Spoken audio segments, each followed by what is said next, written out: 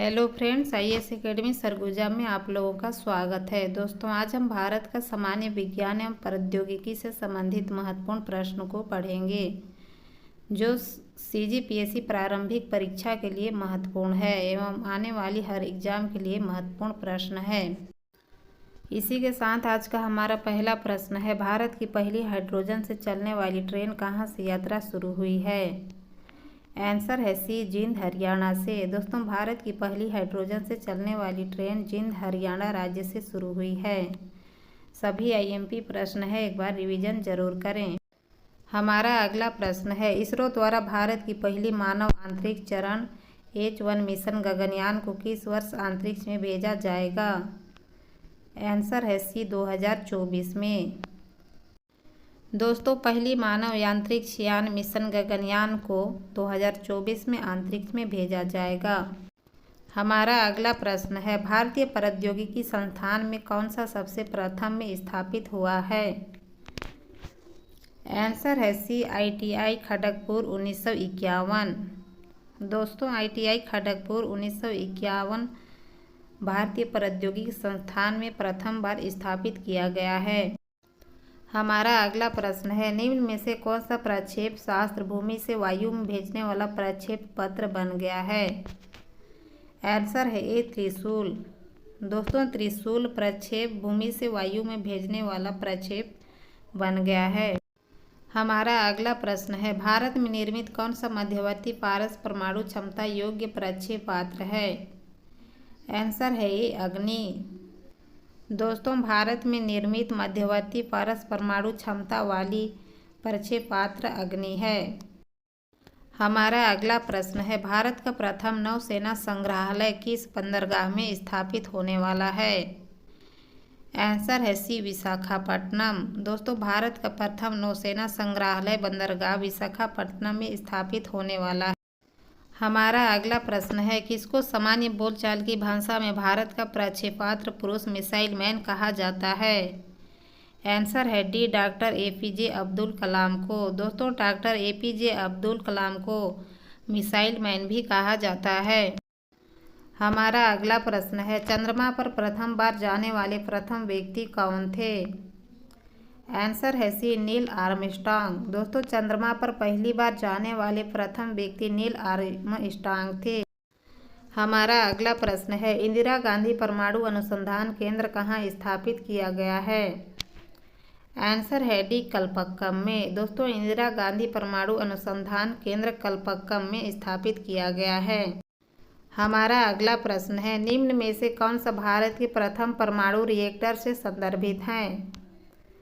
Answer है सी, अप्सरा। दोस्तों, अप्सरा भारत के प्रथम परमाणु रिएक्टर से संदर्भित हैं। हमारा अगला प्रश्न है, विद्युत उत्पन्न करने वाला केगा-2 संयंत्र क्या है? आंसर है सी, परमाणु शक्ति रिएक्टर।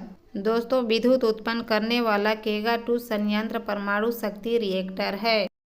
हमारा अगला प्रश्न है, ग्रीन हाउस गैसों को मॉनिटर करने के लिए विश्व का पहला उपग्रह निम्न में से किस देश ने छोड़ा था? आंसर है सी, जापान देश ने। दोस्तों, ग्रीन हाउस गैसों को मॉनिटर करने के लिए विश्व का पहला उपग्रह जापान देश ने छोड़ा था। हमारा अगला प्रश्न है, शुक्र ग्रह का अन्वेषण करने के लिए सबसे पहले रोबोट अंतरिक्ष यान पर भेजा गया था, उसका क्या नाम था? आंसर है बी, मैगेलन। दोस्तों, शुक्र ग्रह का अन्वेषण करने के लिए मैगेलन रोबोट को अंतरिक्ष यान पर छोड़ा गया था।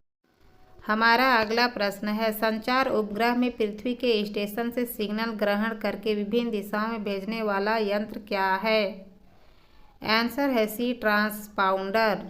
दोस्तों, संचार उपग्रह में पृथ्वी के स्टेशन से सिग्नल ग्रहण करके विभिन्न दिशाओं में भेजने वाला संयंत्र ट्रांसपाउंडर है। हमारा अगला प्रश्न है, निम्नलिखित में से वह व्यक्ति कौन है जिसमें भारतीय मिसाइल प्रौद्योगिकी का पिता भी कहा जाता है? आंसर है B, doctor APJ Abdul Kalam. दोस्तों, अब्दुल कलाम को मिसाइल मैन भी कहा जाता है। हमारा अगला प्रश्न है, भारतीय अंतरिक्ष अनुसंधान संगठन इसरो की स्थापना किस वर्ष हुई थी? आंसर है बी, 1969 में। दोस्तों, भारतीय अंतरिक्ष अनुसंधान संगठन इसरो की स्थापना 1969 में हुई थी। हमारा अगला प्रश्न है, धूमकेतु किसके गिर्द परिक्रमण करते हैं? आंसर है सी, सूर्य के। दोस्तों, धूमकेतु सूर्य के इर्द गिर्द परिक्रमण करते हैं। हमारा अगला प्रश्न है, तुल्यकाली उपग्रह की परिभ्रमण अवधि क्या होती है? आंसर है ए, 24 घंटा। दोस्तों, तुल्यकाली उपग्रहण की परिभ्रमण अवधि 24 घंटा की होती है। सभी आईएमपी प्रश्न है, याद रखें। हमारा अगला प्रश्न है, भारत द्वारा अपने देश में विकसित हल्के युद्ध विमान का नाम क्या है? आंसर है डी, तेजस। दोस्तों, भारत द्वारा अपने देश में विकसित हल्के युद्ध विमान का नाम तेजस है। हमारा अगला प्रश्न है, भारतीय अंतरिक्ष प्रौद्योगिकी का संस्थान स्थापित करने का प्रस्ताव रखा गया है, उसका स्वतंत्र परीक्षण किया गया है। आंसर है सी, तिरुवनंतपुरम में। दोस्तों, भारतीय अंतरिक्ष प्रौद्योगिकी का संस्थान स्थापित करने के लिए प्रस्ताव जो रखा गया है, उसका स्वतंत्र परीक्षण तिरुवनंतपुरम में किया गया है। हमारा अगला प्रश्न है, बाह्य अंतरिक्ष में किसी अंतरिक्ष यात्री का आकाश दिखाई देता है? आंसर है बी, काला। दोस्तों, बाह्य अंतरिक्ष से किसी अंतरिक्ष यात्री को आकाश का रंग काला दिखाई देता है। हमारा अगला प्रश्न है, भारत का पहला 3D मुद्रित डाकघर कहाँ खुलेगा? आंसर है ए, बेंगलुरु में। दोस्तों, भारत का पहला 3D मुद्रित डाकघर बेंगलुरु में खुलेगा। हमारा अगला प्रश्न है, भारत का दूसरा भूतापीय ऊर्जा संयंत्र जियोथर्मल प्लांट कहाँ स्थापित किया जाएगा?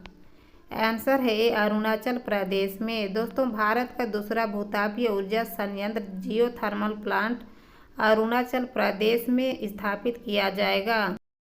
हमारा अगला प्रश्न है, चंद्रमा की परिक्रमा करने वाली दुनिया की पहली महिला अंतरिक्ष यात्री कौन बनी है? आंसर है ए, क्रिस्टीना कोच। दोस्तों, चंद्रमा की परिक्रमा करने वाली दुनिया की पहली महिला अंतरिक्ष यात्री क्रिस्टीना कोच बनी है। हमारा अगला प्रश्न है, इसरो के शुक्र मिशन 1 2024 को किस वर्ष तक स्थगित किया जा सकता है? आंसर है डी, 2031 तक। हमारा अगला प्रश्न है, इसरो का सूर्य मिशन क्या है? आंसर है ए, आदित्य L1। दोस्तों, इसरो का सूर्य मिशन आदित्य L1 है।